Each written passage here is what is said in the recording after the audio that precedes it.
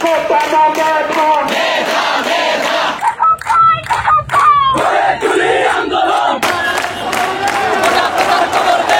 প্রথা সংস্কারের দাবিতে শিক্ষার্থীদের আন্দোলনে উত্তাল এখন সারা দেশ।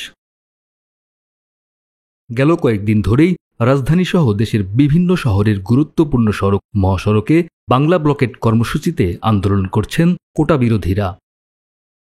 এ আন্দোলনের পক্ষে বা বিপক্ষে খুব একটা সরব নন শোবিজ তারকারা, তবে সাধারণ ছাত্রদের দাবির সঙ্গে একমত প্রকাশ করে সোশ্যাল মিডিয়ায় স্ট্যাটাস দিয়েছেন বেশ কয়েকজন তারকা। এর মধ্যে নিজের মত তুলে ধরেছেন মুক্তিযোদ্ধা চিত্রনায়ক ও প্রযোজক সোহেল রানা। দেশের জন্য 10-এর জন্য কোটা ব্যবস্থা সম্পূর্ণরূপে বাতিল চান তিনি। জনপ্রিয় নির্মাতা মোস্তফা সরওয়ার ফারুকীও কোটা বিরোধীদের সঙ্গে একাত্মতা প্রকাশ করে ফেসবুকে স্ট্যাটাস দেন, তবে পরবর্তীতে তিনি স্ট্যাটাসটি ডিলিট করে দেন।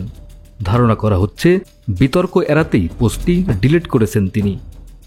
এদিকে নির্মাতা খিজির হায়াত খান নিজেকে মুক্তিযোদ্ধা পরিবারের সন্তান উল্লেখ করে লিখেছেন, মুক্তিযোদ্ধারা পারিবারিক কোটা পেতে যুদ্ধে জীবন দেননি।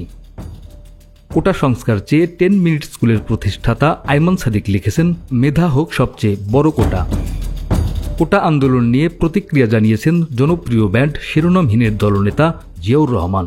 তিনি সামাজিক যোগাযোগ মাধ্যমে লিখেছেন, কোটা ব্যবস্থা থেকে তরুণ সমাজকে মুক্ত করা হোক, মেধা ও যোগ্যতা স্বীকৃতি পাক। এছাড়াও কোটা প্রথাকে কেলেঙ্কারি উল্লেখ করে কোটা আন্দোলনকারীদের পক্ষে স্ট্যাটাস দিয়েছেন আলোচিত কন্টেন্ট ক্রিয়েটর সালমান মুক্তাদিরও। উল্লেখ্য, সরকারি চাকরিতে 56% কোটা ছিল। এই কোটা সংস্কারের দাবিতে 2018 সালে ঢাকা বিশ্ববিদ্যালয় সহ দেশের বিভিন্ন শিক্ষা প্রতিষ্ঠানে ছাত্র আন্দোলন হয়। সেই আন্দোলনের মুখে ওই বছরের 4 অক্টোবর সব ধরনের কোটা বাতিল করে পরিপত্র জারি করে জনপ্রশাসন মন্ত্রণালয়। এর ফলে সরকারি চাকরিতে কোটা পদ্ধতি বাতিল হয়ে যায়। তবে 2021 সালের সেই পরিপত্রের মুক্তিযোদ্ধা কোটা বাতিলের অংশটিকে চ্যালেঞ্জ করে কয়েকজন মুক্তিযোদ্ধার সন্তান উচ্চ আদালতে রিট করেন। সেই রিটের শুনানি শেষে গত 5 জুন পরিপত্রের ওই অংশ অবৈধ ঘোষণা করেন আদালত। ফলে কোটা বহাল হয়ে যায়। এতে ক্ষুব্ধ হন শিক্ষার্থীরা।